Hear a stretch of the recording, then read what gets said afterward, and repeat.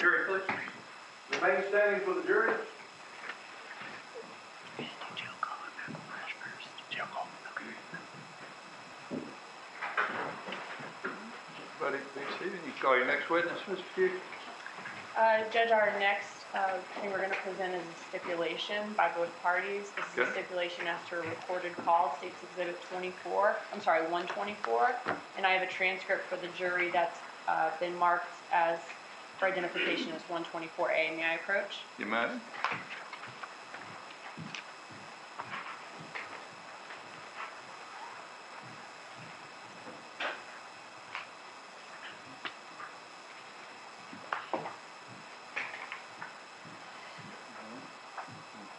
Need to announce the stipulation at this point. Yes, sir. The defense agreement. Yes, sir. All right. This is stipulation of the parties, so you should take these as proven facts. The defendant, Henry Segura, was incarcerated in the LeSueur County Jail in LeSueur, Minnesota from September 2nd, 2011 to September 29th, 2011. At the LeSueur County Jail, the inmates have access to phones in their cell blocks. The phones are monitored by a computer system which records the date and time of the call, the number dialed, and the identity of the inmate making the call. The inmates are informed that the calls are being recorded when they are booked into jail and by signs posted by each phone. The recorded call you are about to hear, states Exhibit 124, is a call made on September 4th, 2011 to area code 850-421-1288 and was made by the defendant Henry Segura, which was verified by his inmate identification information and voice recognition. You're also being provided with transcripts of this call. I assume you're going to provide to the jury. Yes, sir. The transcripts are being provided to you for your consideration of the evidence. The recordings are the evidence, and the transcripts are provided to you only as a guide to help you follow as you listen to the recordings. The transcripts are not evidence of what was actually said or who said it.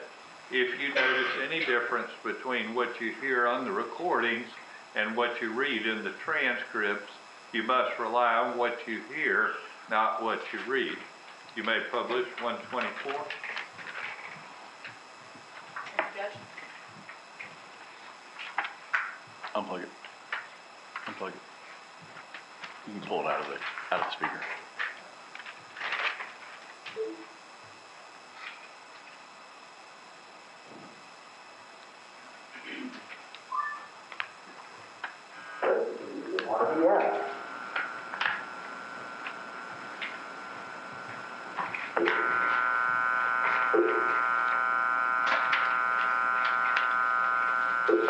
If you want it to play through the system, we probably need to move it away from the mic a little bit and bend one of the microphones. We're actually trying not to play it through the system so we don't end up with the problems we did last time. I'll turn it off. Okay, go ahead.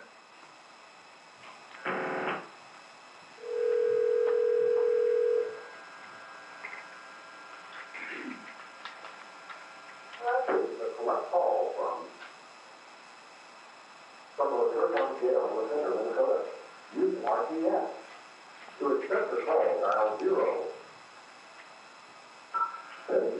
RPS.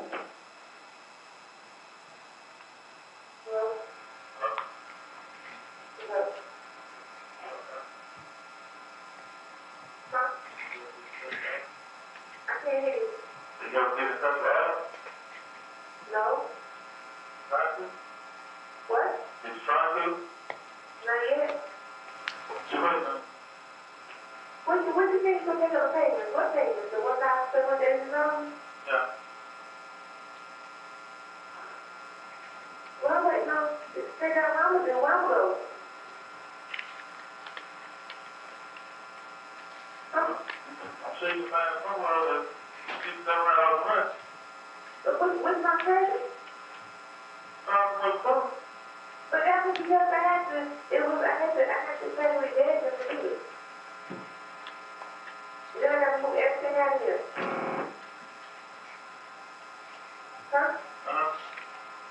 missing pages. You're talking about new job? I'm sorry, Your Honor. Yeah. Here's a transcript, just missing pages. Whole bunch of pages. All right, Your Honor, if we can, we're just gonna play this afterwards. We'll do Dr. McElfresh now, and then we'll come back to it. Okay, all right. You just let us pass the transcripts down to that end, if you would, please.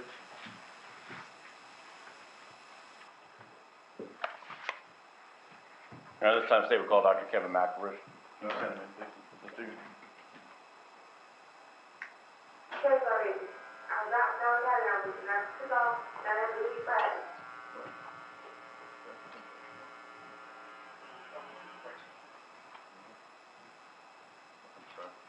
Was distracted momentarily.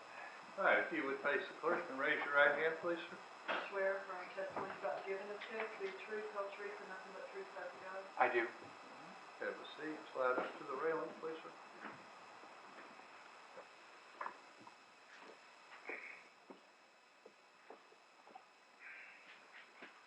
Good morning, sir. Good morning. Can you please introduce yourself to the jurors? My name's Kevin McElfresh. The last name is spelled MC, capital ELFRESH.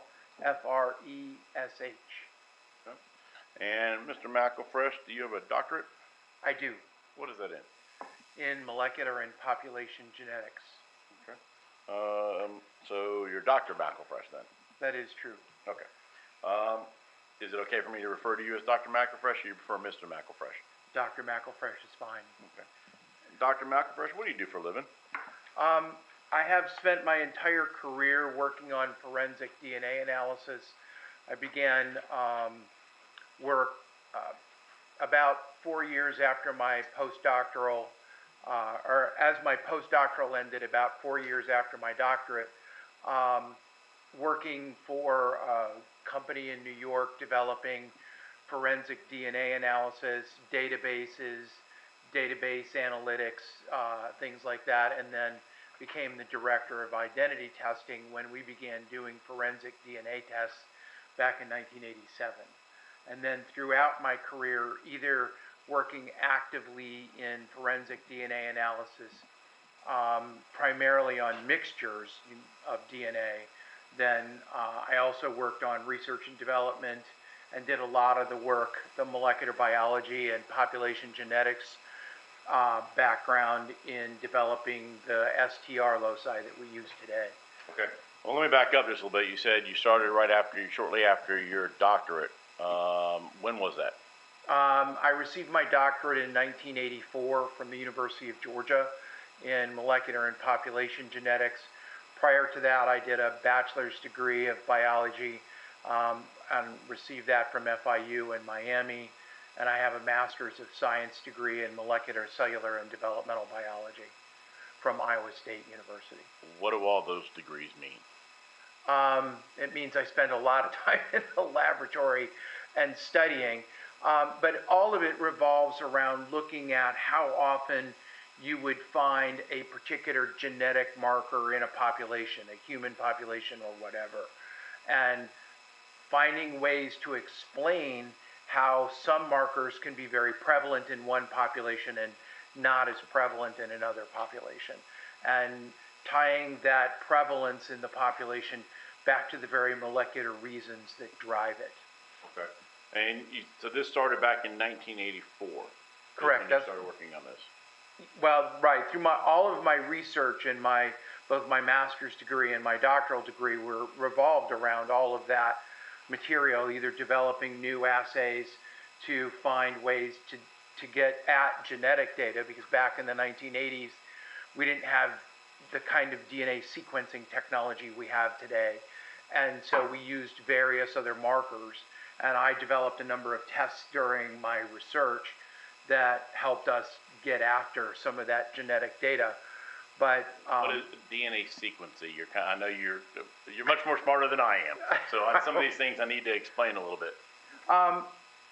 Basically, all of our cells, we are who we are because of our DNA, and that DNA is contained in your cells.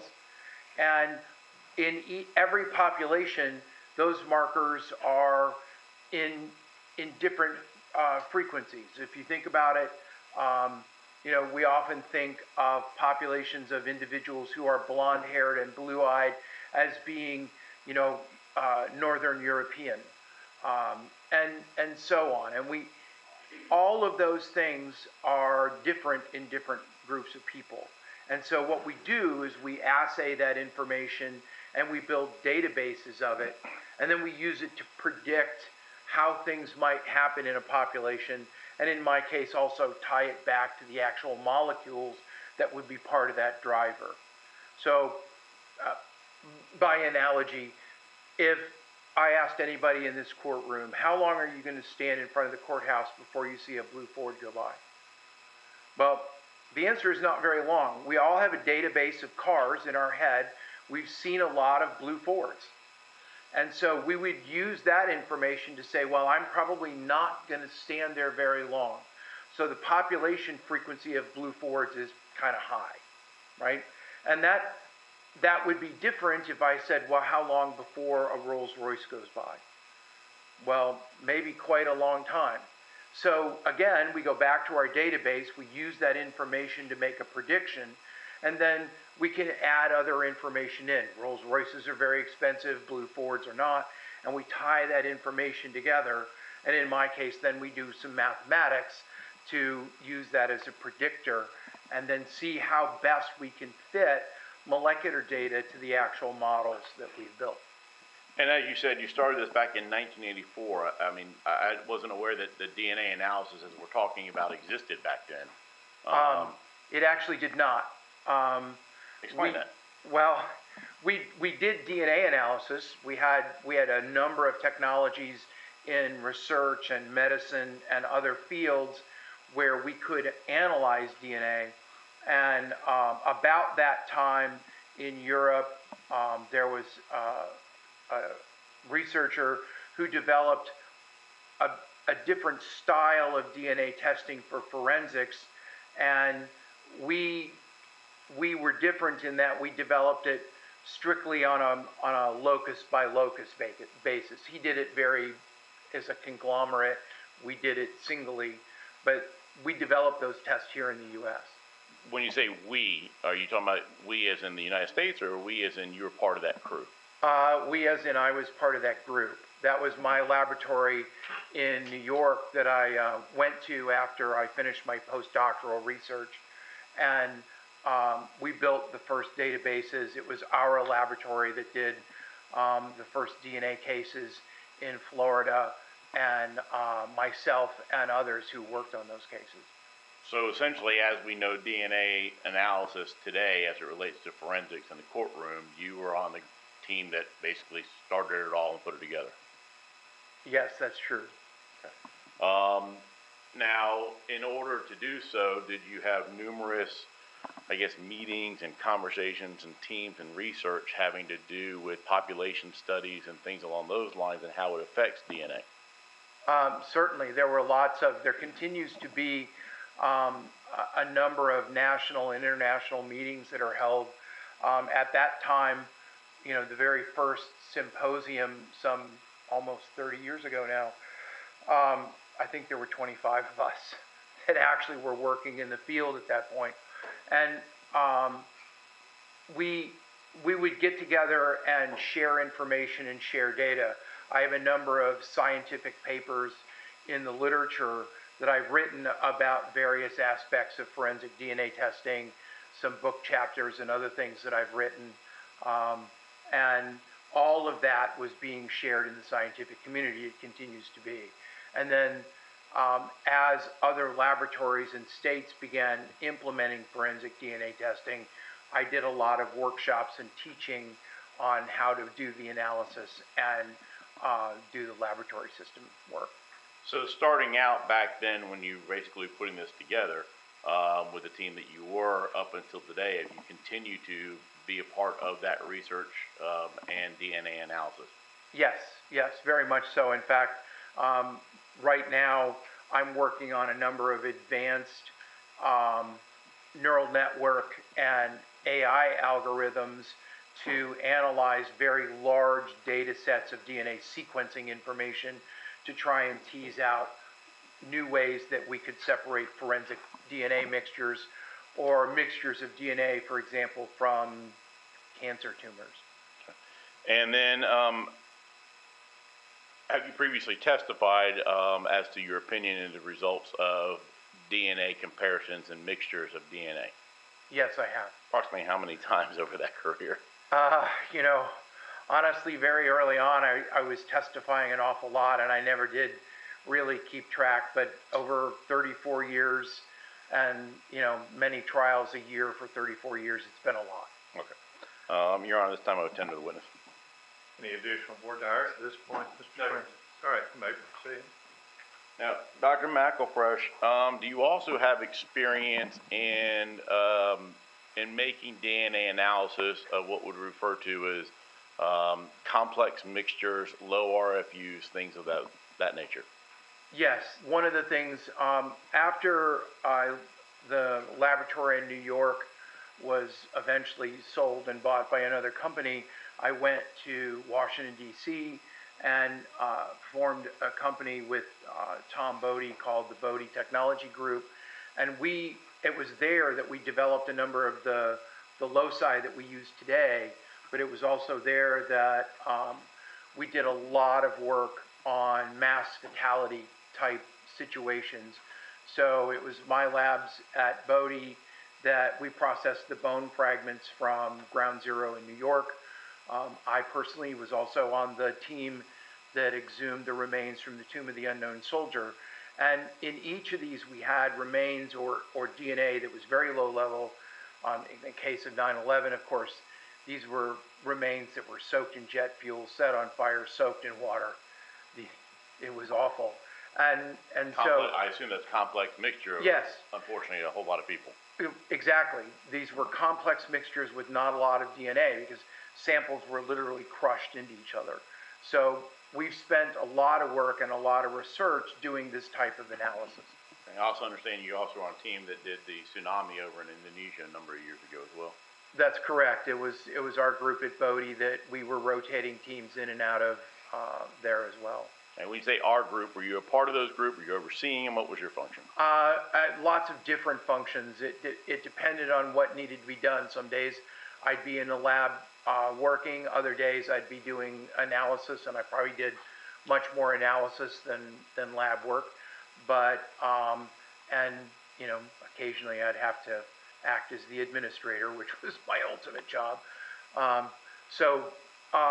All kinds of different tasks from, really whatever needed to be done, we all worked together and we were all capable of functioning in different formats.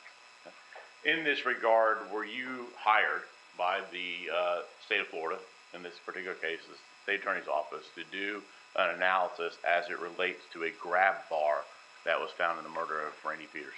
Yes, sir, I was. Okay. And you're paid to do so? Yes. How much do you get paid? $250 an hour. Okay. And approximately how many hours have we compiled at this time for the? I really haven't looked, but it's probably somewhere between 8 and 10. Okay. Now, as it relates to that grab bar, we previously heard from a witness that said that Florida Department of Law Enforcement can't make calls and comparisons on RFUs. What is an RFU, just for clarification purposes? It's a relative fluorescent unit. It's really simple measure. It doesn't have a particular metric to it other than just intensity. So it's a relative intensity value. We previously heard from a witness that Florida Department of Law Enforcement can't make calls, inclusions, and things along those lines on RFUs that are below 100. Is that a standard throughout the United States as far as that number of 100? It's very typical. Lots of laboratories will vary somewhere between 75 and 150 depending on the types of machinery that they're using. It's Thermo Fisher now. It used to be called Applied Biosystems, but they make the instrument that they actually size separate the DNA on. And these instruments all have very small but real differences in their ability to read intensities. And so every laboratory will validate their systems, and then based on their instrumentation, 100 RFUs to between 75 and 150 tends to be pretty typical. And some of the RFUs in this sample were in fact below that 100, correct? Correct. And even some of those RFUs that you, and those alleles that you used for your analysis was below those levels, correct? Yes. Why is it that you can make those comparisons and Florida Department of Law Enforcement can't? First of all, I have an inordinate amount of experience with these loci. I've looked at their DNA sequence, I've helped build population databases, and I've seen so much more data than a large system like FDLE would see that is, shall we say, at the edge of what you can interpret. And consequently, large systems like FDLE will put in place guidelines, and that's an important distinction, they're really guidelines, that limit what all of them can do because they have to find some normal baseline that they can have everybody operate in. These are large groups of people, they have standard operating procedures, and their attempt is to make sure that everybody working within this can do the very best job. That also means, and very often like our medical system, you go to the doctor, he can say, well, I think you have some heart issues here, I'm going to send you to a specialist. He knew what he was talking about. He could tell you had heart problems, and he could probably tell you what exactly they were.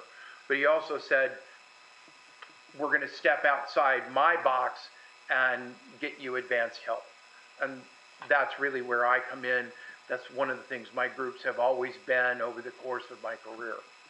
So as I understand it then, it's you just bring a level of knowledge and understanding of DNA sequencing and how it relates to the human genome as well as the population studies that just quite frankly most Florida Department of Law Enforcement analysts don't have. That's very true, and I have 34 years of experience on top of that. So it gives me a breadth of knowledge that most people coming out of school with a bachelor's degree or master's degree would not have. So let's talk about that analysis as it relates to this particular graph bar.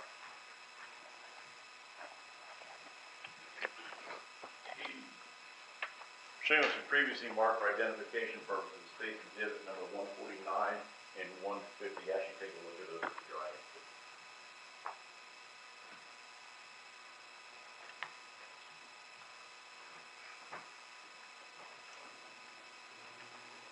Okay? Do you recognize those items? I do. What do those items appear to be?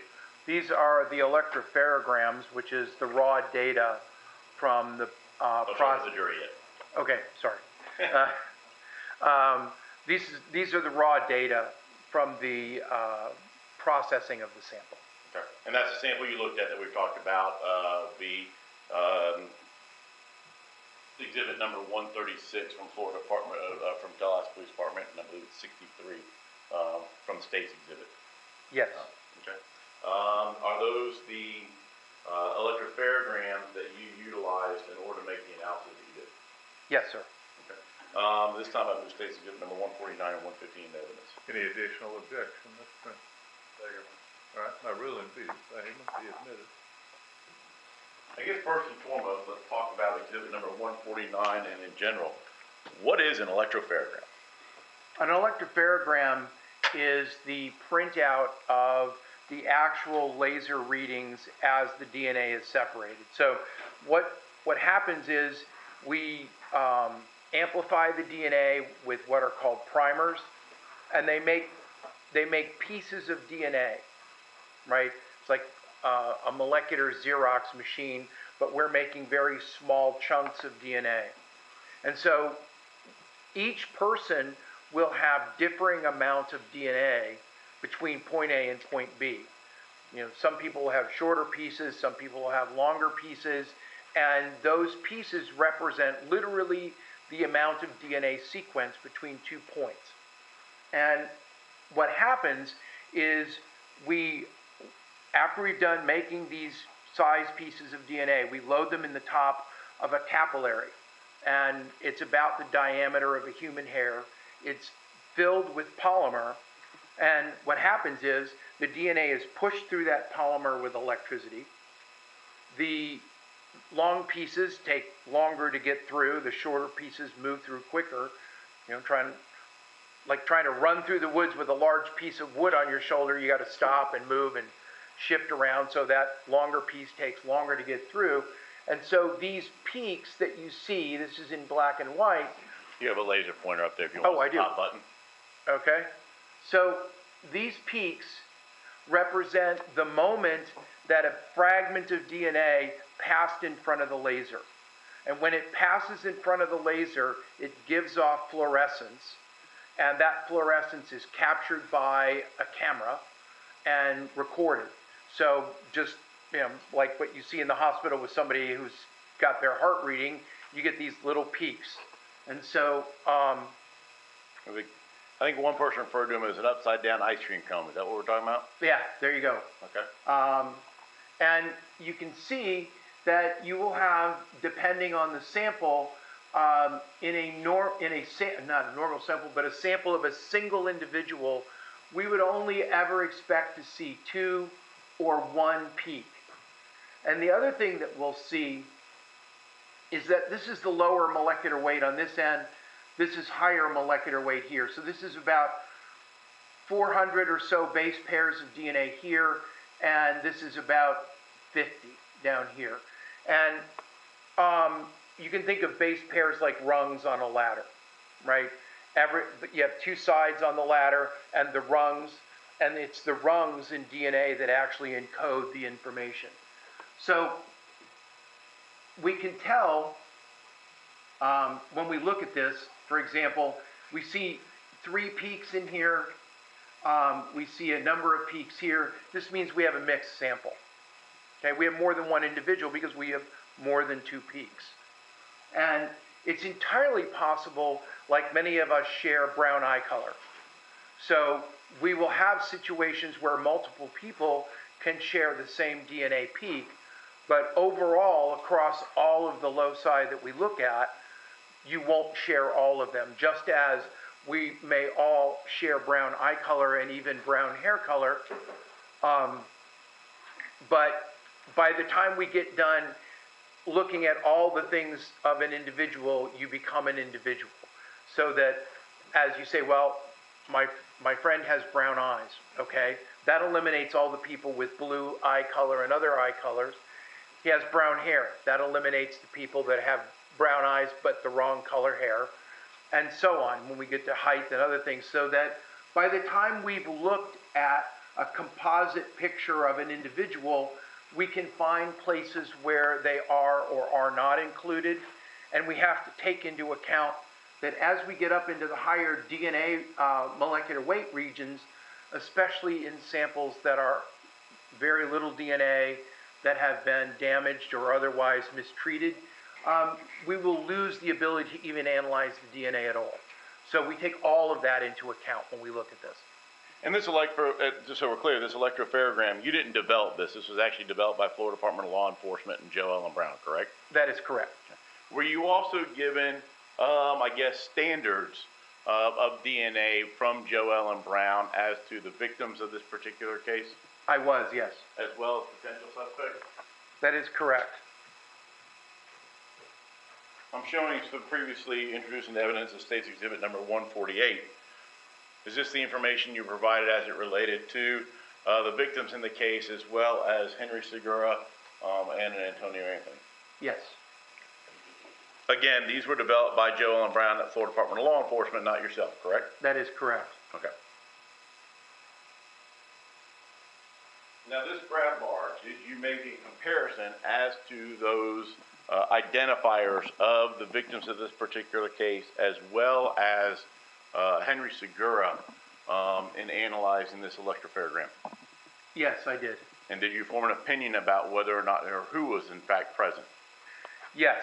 As a result of looking at this raw data, and to be clear, I was provided this data by FDLE, but I was provided the raw data so I could go all the way back and look at that data for myself rather than just depending on the tabular data. So that when I went back and looked at the information you just had up from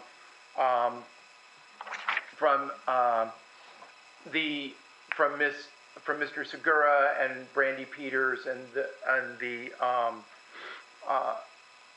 children, then I used that data after I'd already analyzed the raw data on my own. Okay.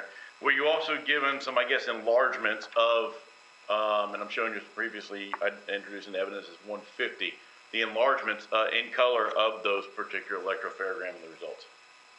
Yes, I was. And in particular, the importance of this is it gives us a good look at this baseline area that you don't necessarily see in the other printout. And you said you were given some raw data as well. What are we talking about? Well, no, the raw data is the electropherogram. Okay. So rather than just depend entirely on what the interpretation of the data was and just the tabular data, I went back and looked at all that data for myself and reinterpreted so that I could understand, first of all, what FDLE had done and then be able to compare that with what I had done. Okay, so you analyzed the analysis. Yes, sir, I did. Okay. Did you make any determination as to whether or not Brandy Peters was included in this mixture? She is included in that mixture, yes. Did you make any determinations as it relates to whether, now, Tamaya and Tanaya were twins, as I understand it, so their DNA structure is the same. That is correct. Did you make any findings as to whether Tamaya and Tanaya are present in this? They are present in that. Did you make any findings as it relates to Javante Segura? I did look at Javante Segura's DNA, and he does share a lot of the DNA markers, but he also has some that are missing. So as a result of what I looked at, I had excluded him as a source and as a possible contributor. When you say you shared markers, what do you mean? Well, like I said before, he had brown eyes, and lots of people have brown eyes. We all, there are only in various of these loci between 8 and 25, we call them alleles, and there are 7.5 billion people on the planet. So we're going to have some sharing of those between individuals, but overall, there are going to be places where you don't have those markers. And so while he did share some of the markers in this, he didn't have a complete set. Okay. And because he doesn't have a complete set, that indicated to you that he was not present? Is that what I understand? That is correct. Okay. Did you look at whether Mr. Segura was in fact present? Mr. Segura, I did analyze him and look at that data, and he is present in that mixture. Okay.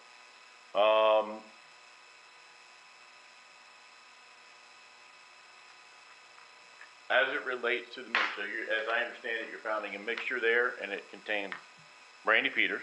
Correct. Tamaya Peters. Correct. And Henry Segura. That is correct. Now, did you said a lot of times you did frequency of occurrence things and things along those lines as it relates to population studies. Are you able to make a determination as it relates to the likelihood of Mr. Segura being present in this particular mixture? Yes, and the likelihood ratio that I calculated is for all of those individuals being in the mixture together. Okay, so you're talking about the likelihood of the mixture itself containing all the individuals present, Tamaya, Tanaya, Brandy Peters, and Henry Segura. That is correct. Okay. And did you come to a calculation as it relates to the likelihood of that mixture containing those three individuals? Yes. So I compared the likelihood that these three individuals are in the mixture versus 3 unknown individuals being in this mixture. That is, that in fact, this is DNA shared by other individuals that we didn't test. And when I do that calculation, it's 700 billion times more likely that that mixture is the result of Brandy Peters, the twins, and Mr. Segura. 700 billion times more likely it contains that Mr. Segura, Brandy Peters, and Tanaya Peters than anybody else in the world. That's correct. One more. No further questions? Rob, May we approach briefly, Your Honor? what's that? May we approach briefly? Okay.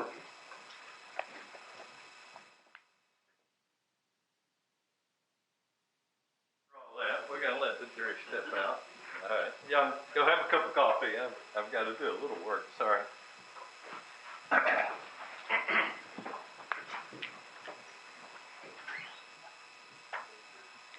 Everybody be seated, please.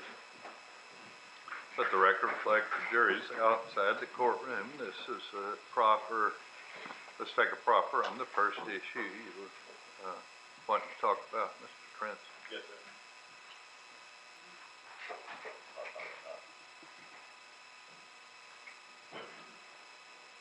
I believe the issue, Your Honor, is the monitors for the jurors are not on. Are not on? No. Why are they not? We weren't aware of that. They didn't tell us that. Anyway, we'll figure that out when we get a break. Dr. McElfresh, you testified a minute ago about your work in identifying victims of the 9/11 attack, correct? That's correct. That was when you were with Bodie? That's correct.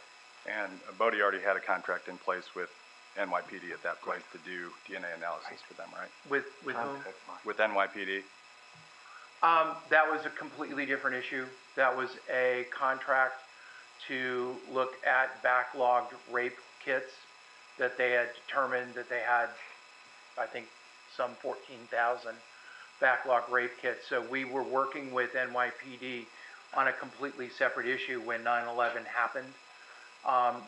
That contract wasn't a part of or any other relationship.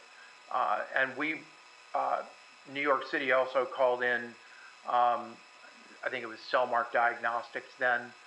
They're part of Bodie now. The work we did there was completely separate. I happen to have a good working relationship with the head of the DNA laboratory at NYPD, Dr. Robert Shaler.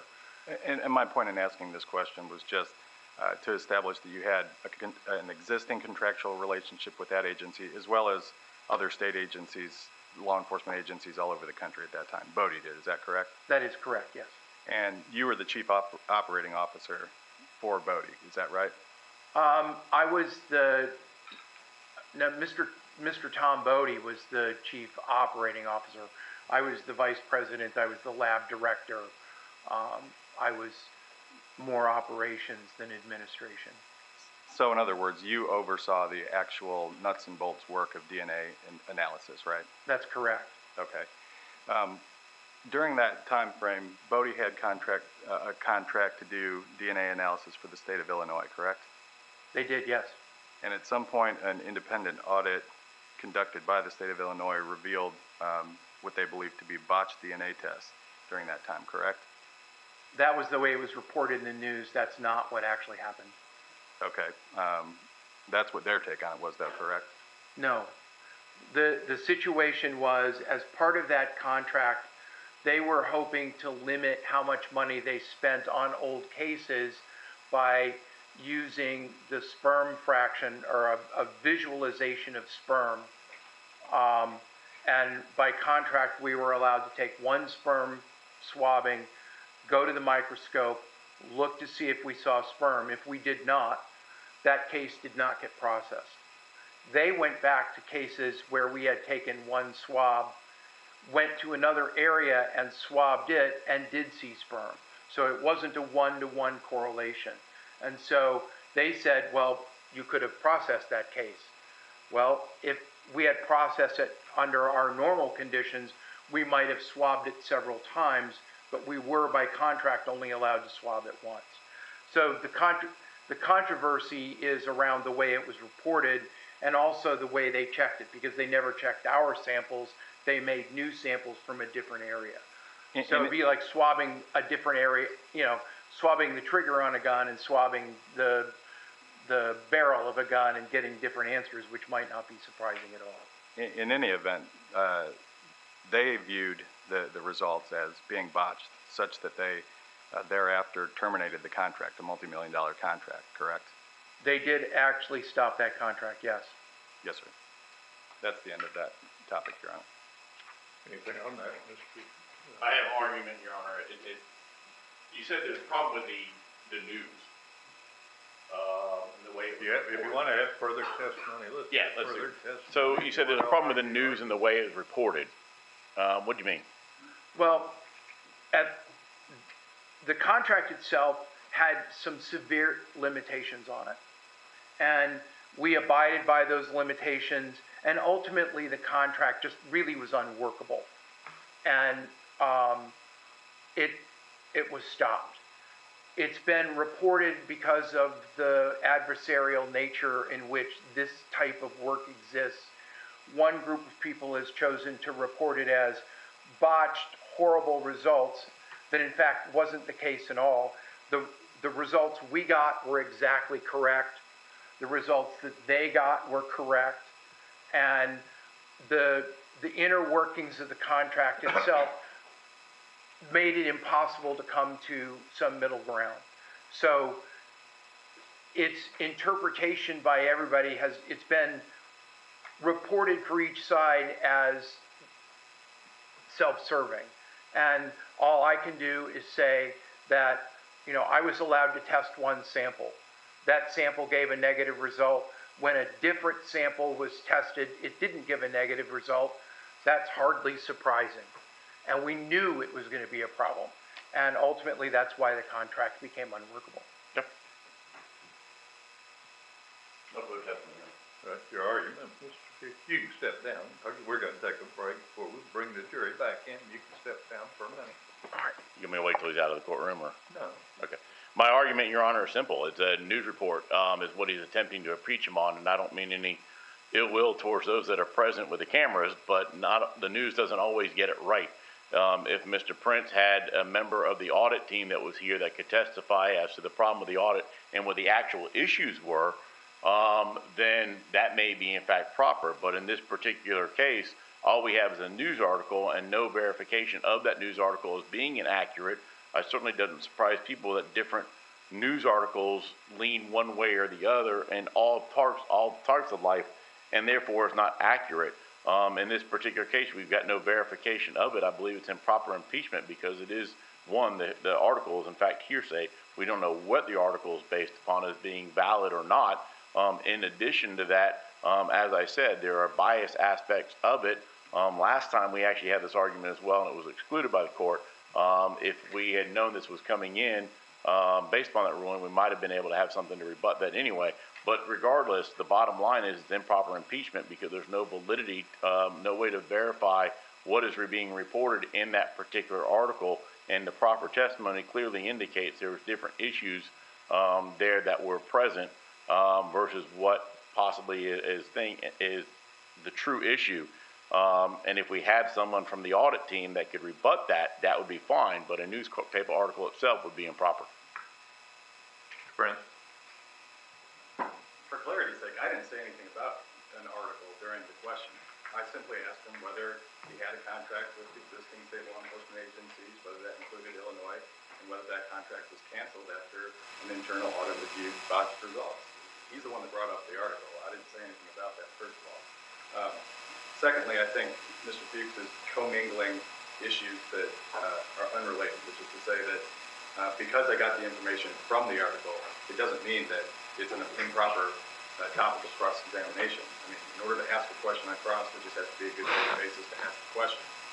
And I would say that the article provides that good faith basis. It's perfectly reasonable and relevant to, after Mr. Fuchs spent 10 or 15 minutes building up Dr. McElfresh's credentials, to impeach him with the fact that in a prior incident, a multi-million-dollar contract was canceled due to botched results by his firm. I understand that he has a different take on what actually happened, and he can offer that different take on redirect examination. I would submit that the argument that we should have somebody related to that incident called is specious to the extent that Mr. Fuchs, I imagine, would be arguing that we were trying to impeach him with extrinsic evidence on an unrelated topic if we were trying to do that. So, given all that, I would say that it's an appropriate topic bearing on bias and credibility for the jury to consider.